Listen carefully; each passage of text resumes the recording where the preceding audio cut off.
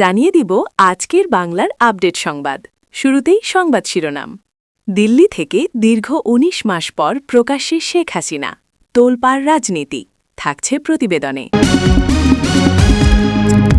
আওয়ামী লীগের সঙ্গে কোনো শত্রুতা নেই, মন্তব্য করলেন তারেক রহমান, থাকছে প্রতিবেদনে। এবার সালামির নামে ত্রাণের টাকা মেরে খাচ্ছে বিএনপি, থাকছে প্রতিবেদনে। শেখ হাসিনা আসবে, বাংলাদেশ হাসবে স্লোগানে উত্তাল রাজনীতি, থাকছে প্রতিবেদনে। ঈদের পরেই বাংলাদেশে নতুন কৌশলে খেলা ঘোরাবেন নেত্রী হাসিনা, থাকছে প্রতিবেদনে। এতক্ষণ শুনতেছিলেন সংবাদ শিরোনাম, এখন বিস্তারিত। দিল্লি থেকে দীর্ঘ ১৯ মাস পর প্রকাশ্যে শেখ হাসিনা, তোলপাড় রাজনীতি। দীর্ঘ ১৯ মাস পর আবারও প্রকাশ্যে এলেন শেখ হাসিনা। ভারতের রাজধানী নিউ দিল্লি থেকে তার এই প্রকাশ্য উপস্থিতি ঘিরে দেশের রাজনৈতিক অঙ্গনে শুরু হয়েছে ব্যাপক আলোড়ন ও তোলপাড়। রাজনৈতিক দল, বিশ্লেষক থেকে শুরু করে সাধারণ মানুষের মধ্যেও বিষয়টি নিয়ে তৈরি হয়েছে ব্যাপক কৌতূহল ও আলোচনা। বিভিন্ন সূত্রে জানা গেছে, দীর্ঘ সময় আড়ালে থাকার পর একটি ভার্চুয়াল অনুষ্ঠান ও সীমিত পরিসরের রাজনৈতিক যোগাযোগের মাধ্যমে সামনে আসেন শেখ হাসিনা। তার বক্তব্য ও উপস্থিতি ঘিরে নতুন করে সক্রিয় হয়ে উঠেছে তার সমর্থক গোষ্ঠী। আওয়ামী লীগের তৃণমূল পর্যায়ে এ নিয়ে ইতিবাচক প্রতিক্রিয়া লক্ষ্য করা যাচ্ছে। দলীয় নেতাকর্মীরা বলছেন, এই উপস্থিতি তাদের জন্য বড় ধরনের প্রেরণা হিসেবেই কাজ করছে। তারা মনে করছেন, শেখ হাসিনার প্রত্যাবর্তনের ইঙ্গিত স্পষ্ট হচ্ছে, যা আগামী দিনে দলকে আরও সংগঠিত করবে। বিভিন্ন স্থানে দলীয় বৈঠক ও প্রস্তুতি কার্যক্রম জোরদার করা হয়েছে বলেও জানা গেছে। অন্যদিকে বিরোধী রাজনৈতিক দলগুলো বিষয়টিকে ভিন্নভাবে দেখছে। তাদের দাবি, এটি একটি কৌশলগত পদক্ষেপ, যার মাধ্যমে রাজনৈতিক প্রভাব পুনরুদ্ধারের চেষ্টা করা হচ্ছে। তারা সতর্ক করে বলছে, এর ফলে দেশের রাজনৈতিক পরিবেশ আরও উত্তপ্ত হতে পারে। বিশ্লেষকদের মতে, শেখ হাসিনার এই প্রকাশ্য উপস্থিতি কেবল একটি ব্যক্তিগত বা দলীয় ঘটনা নয়, বরং এটি দেশের রাজনীতিতে বড় ধরনের প্রভাব ফেলতে পারে। দীর্ঘ সময় অনুপস্থিত থাকার পর তার সক্রিয়। এদিকে নিউ দিল্লিতে তার অবস্থানও আলোচনার কেন্দ্রবিন্দুতে রয়েছে। অনেকেই মনে করছেন, তার অবস্থান এবং সেখান থেকে প্রকাশ্যে আসা আঞ্চলিক কূটনীতির সঙ্গেও সম্পর্কিত হতে পারে। বিশেষ করে দক্ষিণ এশিয়ার রাজনৈতিক ভারসাম্যের প্রেক্ষাপটে বিষয়টি গুরুত্ব পাচ্ছে। সাধারণ মানুষের মধ্যেও এ নিয়ে মিশ্র প্রতিক্রিয়া দেখা যাচ্ছে। কেউ মনে করছেন, তার সক্রিয়তা দেশের রাজনীতিতে স্থিতিশীলতা আনতে পারে। আবার কেউ আশঙ্কা করছেন, এতে রাজনৈতিক সংঘাত বাড়তে পারে। সামাজিক যোগাযোগ মাধ্যমে এই বিষয়টি এখন অন্যতম আলোচিত ইস্যুতে পরিণত হয়েছে। রাজনৈতিক পর্যবেক্ষকরা বলছেন, আগামী কয়েক সপ্তাহ খুবই গুরুত্বপূর্ণ হতে যাচ্ছে। শেখ হাসিনা যদি ধারাবাহিকভাবে প্রকাশ্যে সক্রিয় থাকেন, তাহলে তা তার সম্ভাব্য দেশে ফেরার ইঙ্গিত হিসেবেও বিবেচিত হতে পারে। একই সঙ্গে এটি আওয়ামী লীগের পুনর্গঠনের প্রক্রিয়াকেও ত্বরান্বিত করতে পারে। সব মিলিয়ে দিল্লি থেকে দীর্ঘ ১৯ মাস পর শেখ হাসিনার প্রকাশ্যে আসা দেশের রাজনীতিতে নতুন করে আলোড়ন সৃষ্টি করেছে। এটি ভবিষ্যতের রাজনৈতিক পরিস্থিতিকে কোন দিকে নিয়ে যাবে তা এখনই নিশ্চিতভাবে বলা না গেলেও একটি বিষয় স্পষ্ট, বাংলাদেশের রাজনীতি আবারও একটি গুরুত্বপূর্ণ মোড়ের দিকে। আওয়ামী লীগের সঙ্গে কোনো শত্রুতা নেই, মন্তব্য করলেন তারেক রহমান। দেশের রাজনৈতিক অঙ্গনে নতুন করে আলোচনা সৃষ্টি হয়েছে বিএনপির শীর্ষ নেতা তারেক রহমানের একটি গুরুত্বপূর্ণ মন্তব্যকে কেন্দ্র করে। তিনি বলেছেন, বাংলাদেশ আওয়ামী লীগের সঙ্গে তাদের কোনো ব্যক্তিগত শত্রুতা নেই। তার এই বক্তব্যকে ঘিরে রাজনৈতিক মহলে তৈরি হয়েছেন নানা ধরনের বিশ্লেষণ, কৌতূহল ও প্রতিক্রিয়া। সম্প্রতি এক ভার্চুয়াল অনুষ্ঠানে বক্তব্য দিতে গিয়ে তারেক রহমান বলেন, আমাদের লড়াই কোনো ব্যক্তি বা দলের বিরুদ্ধে নয়, আমাদের লড়াই একটি নীতির জন্য, গণতন্ত্র ও জনগণের অধিকার প্রতিষ্ঠার জন্য। তার এই বক্তব্য রাজনৈতিক পরিবেশে এক ধরনের নরম সুরের ইঙ্গিত হিসেবে দেখা হচ্ছে। তিনি আরও বলেন, রাজনৈতিক মতভেদ থাকতেই পারে, তবে সেটি যেন ব্যক্তিগত শত্রুতায় পরিণত না হয়। দেশের বৃহত্তর স্বার্থে সব রাজনৈতিক শক্তির মধ্যে একটি ন্যূনতম পারস্পরিক শ্রদ্ধাবোধ থাকা প্রয়োজন বলেও তিনি উল্লেখ করেন। তার মতে, একটি সুস্থ গণতান্ত্রিক পরিবেশ গড়ে তুলতে হলে রাজনৈতিক দলগুলোর মধ্যে সহনশীলতা ও সংলাপের সংস্কৃতি জরুরি। তারেক রহমানের এই বক্তব্যকে অনেকেই দেশের বর্তমান রাজনৈতিক বাস্তবতায় একটি তাৎপর্যপূর্ণ বার্তা হিসেবে দেখছেন।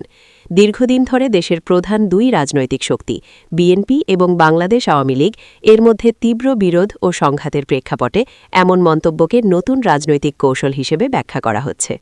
রাজনৈতিক বিশ্লেষকদের মতে এই বক্তব্যের মাধ্যমে তারেক রহমান একদিকে তার দলের অবস্থান পরিষ্কার করতে চেয়েছেন, অন্যদিকে রাজনৈতিক পরিবেশকে কিছুটা নমনীয় করার চেষ্টা করেছেন।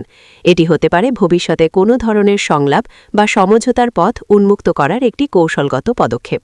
তবে আওয়ামী লীগের পক্ষ থেকে এ বিষয়ে তাৎক্ষণিক কোনো আনুষ্ঠানিক প্রতিক্রিয়া পাওয়া যায়নি। দলটির কিছু নেতার সঙ্গে অনানুষ্ঠানিকভাবে কথা বললে তারা বলেন, বাস্তব রাজনীতিতে কথার চেয়ে কাজই বেশি গুরুত্বপূর্ণ।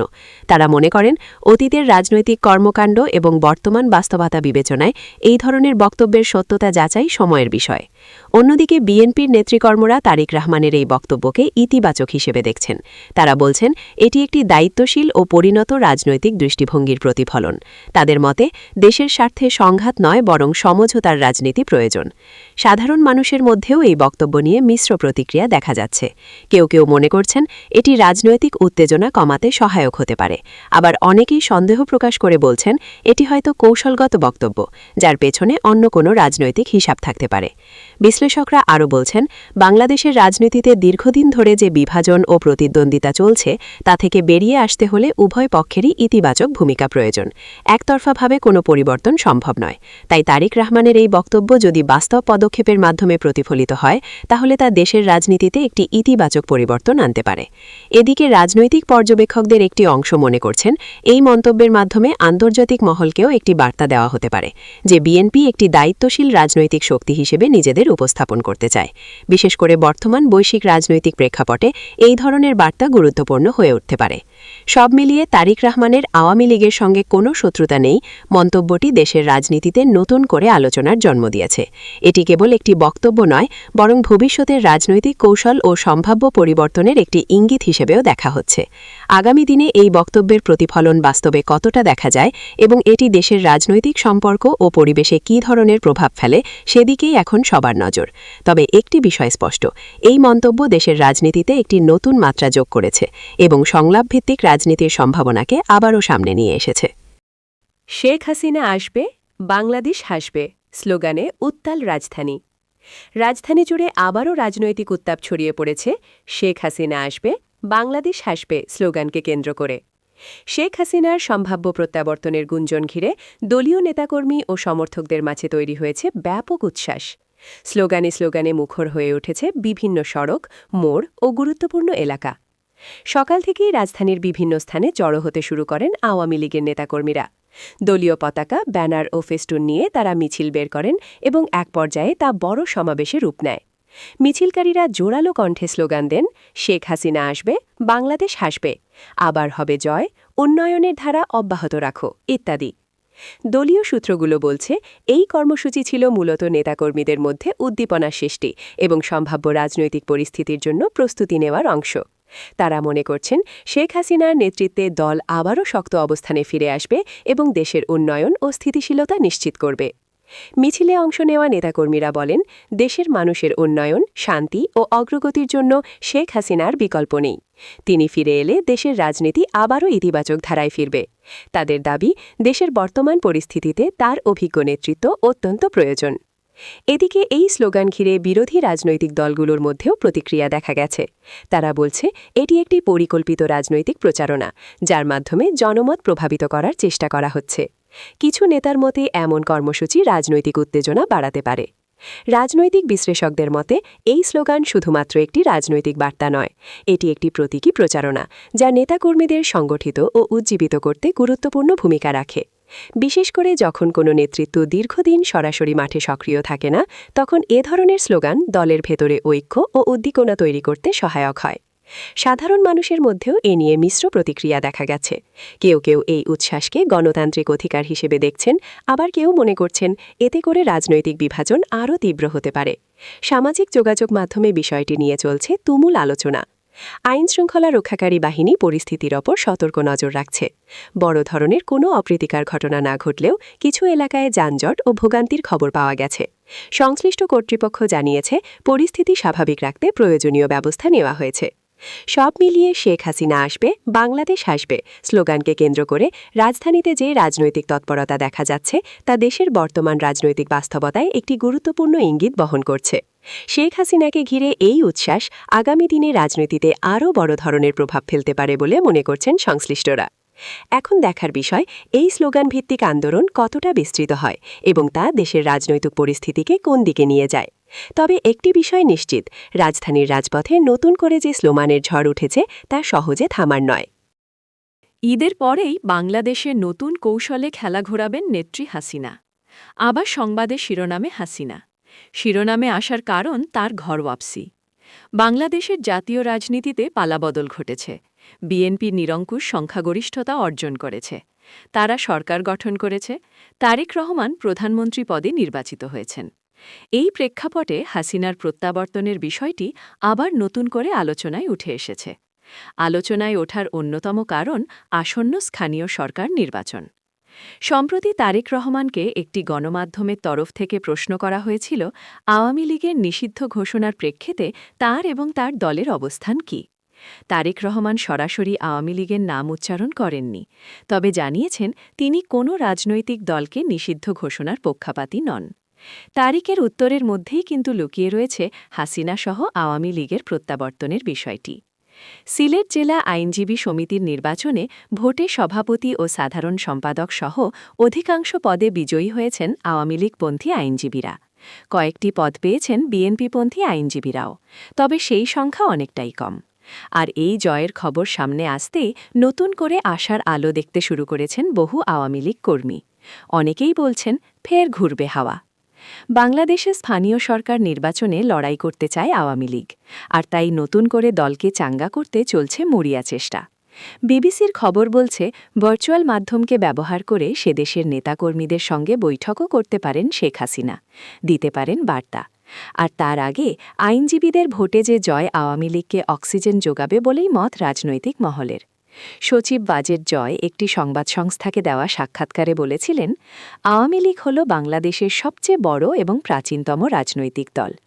আমরা শেখ মুজিবুর রহমানের পরিবার। আমরা এভাবে অবলীলায় আমাদের দেশের মানুষ এবং আমাদের দলের নেতাকর্মী সমর্থকদের থেকে মুখ ফিরিয়ে চলে যেতে পারি না। উনি দেশে ফিরবেন, বাংলাদেশে গণতন্ত্রের পুনঃপ্রতিষ্ঠা হলেই ফিরবেন। তবে ৭৬ বছরের মুজিবকন্যা দেশে একজন সক্রিয় রাজনীতিবিদ হিসাবে ফিরবেন কিনা তা স্পষ্ট করেননি জয়। প্রসঙ্গত, ইতিমধ্যেই বাংলাদেশের একাংশে দাবি উঠেছে হাসিনাকে দেশে ফেরানো হোক। আবার আওয়ামী লীগের নেতাদের একাংশ বলতে শুরু করেন হাসিনা দেশে ফিরে তাদের পাশে দাঁড়াবেন। এই প্রসঙ্গে জাতীয় সংসদে তারেক রহমানের ভাষণের কথাও উল্লেখ করতে হয়। বক্তব্যের একটি অংশে তিনি শেখ মুজিব কেবল একটিমাত্র দলের নেতা ছিলেন না, তিনি ছিলেন এই ভূখণ্ডের অন্যতম প্রধান সংসদ সদস্য। তিনি ছিলেন গণতান্ত্রিক আন্দোলনের পুরোধা। তারেক বলেন, বাংলাদেশের সংসদীয় রাজনীতির সূচনায় শেখ মুজিব একজন সংসদ সদস্য হিসাবে যে ভূমিকা পালন করেছিলেন তা ইতিহাসের অবিচ্ছেদ্য অংশ। আমাদের উচিত ইতিহাসের সত্যকে সাহসের সঙ্গে স্বীকার করা। এদিকে আবার বেগম জিয়ার মৃত্যুর পর হাসিনা কিন্তু শোক প্রকাশ করেছিলেন। জিয়ার প্রতি শ্রদ্ধা জ্ঞাপন করতে গিয়ে হাসিনা বলেছিলেন, বিএনপি চেয়ারপারসন ও সাবেক প্রধানমন্ত্রী বেগম খালেদা জিয়ার মৃত্যুতে গভীর শোক প্রকাশ করছি। বাংলাদেশে প্রথম নারী প্রধানমন্ত্রী হিসাবে ও গণতন্ত্র প্রতিষ্ঠার আন্দোলনে তার অবদান অপরিসীম। তার মৃত্যুতে বাংলাদেশের বর্তমান রাজনীতিতে এবং বিএনপির নেতৃত্বের এক অপূরণীয় ক্ষতি হল। সেই সময় থেকেই গুঞ্জন তৈরি হয় হাসিনা দেশে ফিরছেন, শুধু সময়ের অপেক্ষা। যে দলটিকে নিয়ে ভাবা হয়েছিল বাংলাদেশের রাজনৈতিক মঞ্চ থেকে মুছে ফেলা যাবে, সেই দলের কার্যালয় একে একে খুলছে। এখন পর্যন্ত ৭২টি কার্যালয় খোলা হয়েছে। জামিনে মুক্তি পাচ্ছেন একের পর এক নেতা। এটা কি স্বাভাবিকতা, নাকি বাংলাদেশের রাজনীতিতে একটা আসলে রিভার্স গিয়ার? আদালতের বক্তব্য বেশ পরিষ্কার। চার্জশিট দুর্বল, অভিযোগে সুনির্দিষ্ট প্রমাণ নেই। ৫ আগস্ট পরবর্তী আবেগী গণমামলা আদালতের কাঠগড়ায় টিকছে না। আইনের ভাষায় এটি স্বাভাবিক, কিন্তু রাজনীতির ভাষায় এটিকে বলা যায় মুড চেঞ্জ। ৭২টি কার্যালয় খুলে নীরব প্রত্যাবর্তন আওয়ামী লীগের। এক সময় তালাবন্ধ ছিল যে অফিসগুলো, জেলা, মহানগর, উপজেলা পর্যায়ে আওয়ামী লীগের ৭২টি কার্যালয় খুলে গিয়েছে। রাজনীতিতে কার্যালয় মানে শুধু ভবন নয়, এটা সংগঠন পুনর্গঠন, মাঠ দখল, বার্তা দেওয়া। আর সেই বার্তা হলো, আমরা ছিলাম, আমরা আছি, আমরা থাকব। এবার সালামির নামে ত্রাণের টাকা মেরে খাচ্ছে বিএনপি। পবিত্র ঈদ উল ফিতরকে সামনে রেখে দেশজুড়ে এক নজিরবিহীন অরাজকতা ও লুটপাটের চিত্র সামনে এসেছে। অভিযোগ উঠেছে সাধারণ মানুষের বিপদে সহায়তার জন্য সংরক্ষিত প্রধানমন্ত্রী ত্রাণ ও কল্যাণ তহবিলের অর্থ এখন দরিদ্রদের বদলে ছাত্রদল নেতাদের ঈদ সালামি হিসেবে বণ্টন করা হচ্ছে। জনগণের ট্যাক্সের টাকার এই ধরনের অসাধারণ দলীয় ব্যবহার নিয়ে রাজনৈতিক অঙ্গন ও সামাজিক যোগাযোগ মাধ্যমে তীব্র সমালোচনার ঝড় উঠেছে। অনুসন্ধানে জানা গেছে, দেশের বিভিন্ন এলাকায় ছাত্রদলের তৃণমূল নেতাকর্মীদের হাতে সরকারি খামের মাধ্যমে এই অর্থ পৌঁছে দেওয়া হচ্ছে। প্রকৃত দুস্থ ও আর্তমানবতার সেবায় এই তহবিল ব্যবহারের নিয়ম থাকলেও ঈদ উপলক্ষে দলীয় আনুগত্যের পুরস্কার হিসেবে এটি বিলি করা হচ্ছে। বিশ্লেষকরা বলছেন, ত্রাণ তহবিলের টাকা যখন রাজনৈতিক ক্যাডারদের পকেটে যায় তখন বুঝতে হবে সুশাসনের সংজ্ঞাই বদলে গেছে। এটি কেবল রাজনৈতিক অনৈতিকতা নয়, বরং জনগণের আমানতের চরম খেয়ানত। ত্রাণ তহবিলের নগদ অর্থ আত্মসাতের পাশাপাশি মফস্বলে চলছে বিএনপির স্থানীয় নেতাদের চাল চুরির মহোৎসব। গাইবান্ধা, গোবিন্দগঞ্জের সাপমারা ইউনিয়নে ভিজিএফের চাল বিতরণকালে বিএনপি নেতা সারোয়ার হোসেন চৌধুরী জোরপূর্বক কয়েকশো স্লিপ কেড়ে নেন। বাধা দেওয়ায় বারপ্রাপ্ত চেয়ারম্যান আবু তালেব মণ্ডলকে প্রাণনাশের হুমকি দেয়া হয়। অসহায় চেয়ারম্যান জনসম্মুখে কান্নায় ভেঙে পড়ে বলেন, বিএনপি জোর করে সব কেড়ে নিয়েছে, আমি গরিবের হক রক্ষা করতে পারলাম না। সাতক্ষীরা, শ্যামনগরের আটুলিয়া ইউনিয়নে 10 কেজি চালের পরিবর্তে দেয়া হচ্ছে মাত্র 4.5 থেকে 5 কেজি। ডিজিটাল স্কেল বাদ দিয়ে বালতিতে করে চাল মেপে অর্ধেকই আত্মসাৎ করছে স্থানীয় বিএনপি ও জামায়াতপন্থীরা। রাজধানীতে ছিনতাইকারীর কবলে প্রাণহানি। একদিকে যখন ত্রাণের টাকা ও চাল লুট হচ্ছে, অন্যদিকে আইনশৃঙ্খলা পরিস্থিতির চরম অবনতিতে রাজধানীতে ঝরছে রক্ত। আজ বৃহস্পতিবার সকালে উত্তরার হাউস বিল্ডিং এলাকায় ছিনতাইকারীর হ্যাচকাটানে অটোরিকশা থেকে পড়ে প্রাণ হারিয়েছেন মুক্তা আক্তার 21 নামে এক গৃহবধূ। ঈদের কেনাকাটা শেষে ফেরার পথে এই মর্মান্তিক ঘটনা ঘটে। নিহতের স্বামী লিমন হোসেন জানান, ব্যাগ ধরে টান দেওয়ায় মুক্তা সড়কে ছিটকে পড়ে মাথায় গুরুতর আঘাত পান। ঢাকা মেডিকেল কলেজ হাসপাতালে নেওয়া হলে চিকিৎসকরা তাকে মৃত ঘোষণা করেন। পরিবহন খাতে ভাড়া সন্ত্রাস। ঈদ যাত্রায় সাধারণ মানুষের ভোগান্তি চরমে পৌঁছেছে। যাত্রী কল্যাণ সমিতির দাবি অনুযায়ী পরিবহন মালিকদের নৈরাজ্যে গত 20 বছরের রেকর্ড ভেঙেছে এবারের ভাড়া সন্ত্রাস। যাত্রীদের পকেট থেকে প্রায় 148 কোটি টাকা অতিরিক্ত ভাড়া আদায় করা হয়েছে। বিবৃতিতে জানানো হয়, প্রায় 87% বাস মিনিবাসে অতিরিক্ত ভাড়া নেওয়া হচ্ছে। সড়ক পরিবহন ও সেতুমন্ত্রী শেখ রবিউল আলমের আশ্বাসের সাথে বাস্তবতার কোনো মিল না থাকায় ক্ষোভ প্রকাশ করেছেন সাধারণ যাত্রীরা। বিশ্লেষকরা বলছেন, বিএনপির মাঠ পর্যায়ের নেতাদের এমন উগ্র আচরণ ও জনগণের অর্থের অপব্যবহার প্রমাণ করে যে সাধারণ মানুষের অধিকার রক্ষার চেয়ে দলীয় স্বার্থই তাদের কাছে বড় হয়ে দাঁড়িয়েছে।